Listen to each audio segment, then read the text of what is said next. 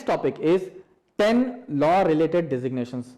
You might have heard about many law related designations, for example, lawyer, barrister, advocate, advocate general, attorney general, solicitor general. So today we will be understanding the difference between all these designations and the examination to pass to acquire these designations. For example, the very first is lawyer.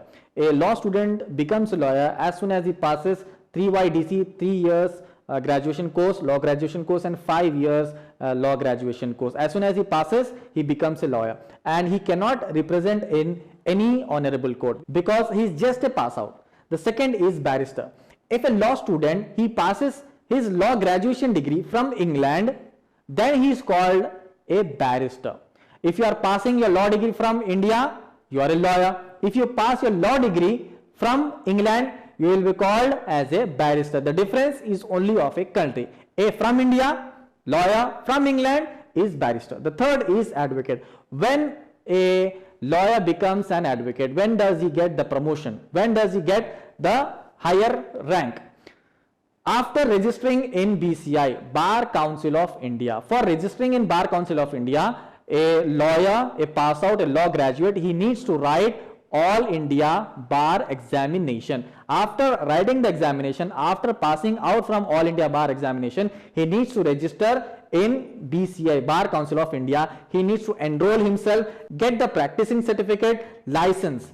Then he can represent his client or her client in any of the honorable courts. The difference between the lawyer and an advocate is, lawyer is just a pass out and an advocate is a person who gets himself registered in Bar Council of India, and he can represent his clients or her clients in any of the honorable courts. The fourth is senior advocate. When can a junior advocate promote himself and become a senior advocate? To become a senior advocate, he cannot say by himself that now from today I am a senior advocate. No, he should be designated by Supreme Court or High Court. Supreme Court and High Court designates the person, a advocate, as a senior advocate. The eligibility is 45 years of age, 10 years of experience, cannot file wakalatnama. As soon as he becomes a senior advocate, he cannot file wakalatnama. And the fourth promotion is for the senior advocates. On the gowns, on the shoulders, you may see the flaps on the shoulders of the gowns.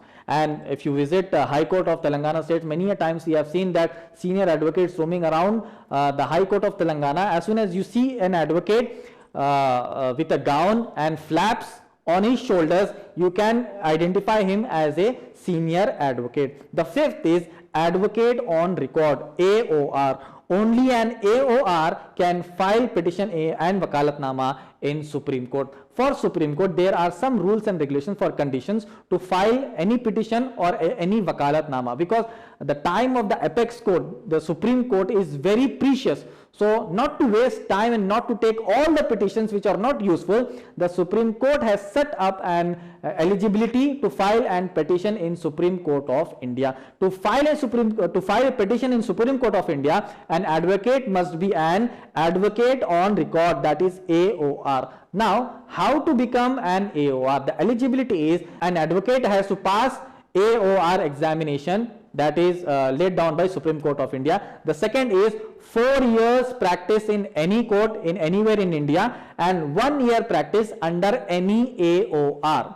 4 years of practice in any court and 1 year of practice under AOR. Total complete combined 5 years of practice. After this examination and after this practice, a person can become AOR, and after becoming an AOR, he can file any petition, any wakalatnama in Supreme Court of India. That is advocate on record. The sixth is advocate general. Who is an advocate general? Advocate general is a person who is appointed by the governor of state. He manages the legal proceedings of the state government.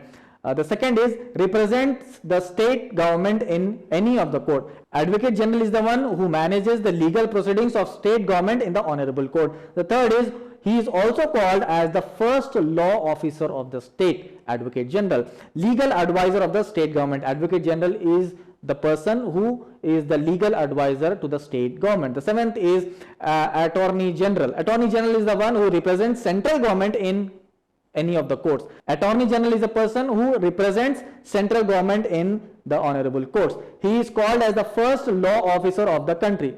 Attorney General is the first law officer of the country, appointed by the President. He is appointed by the President and he is the legal advisor of the central government. Who? Attorney General.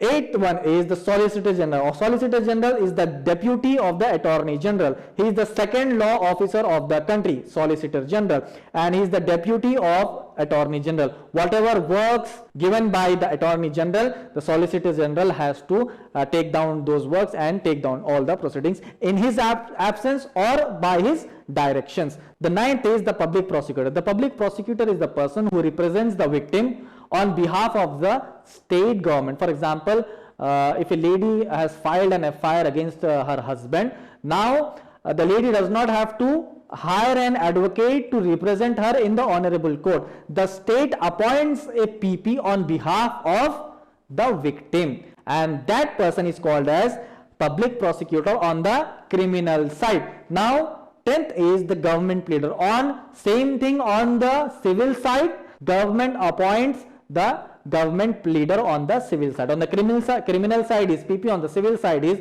government pleader. Now I think that all these designations are very much important for the law students to learn, and I hope they have learned many things from this. Thank you very much.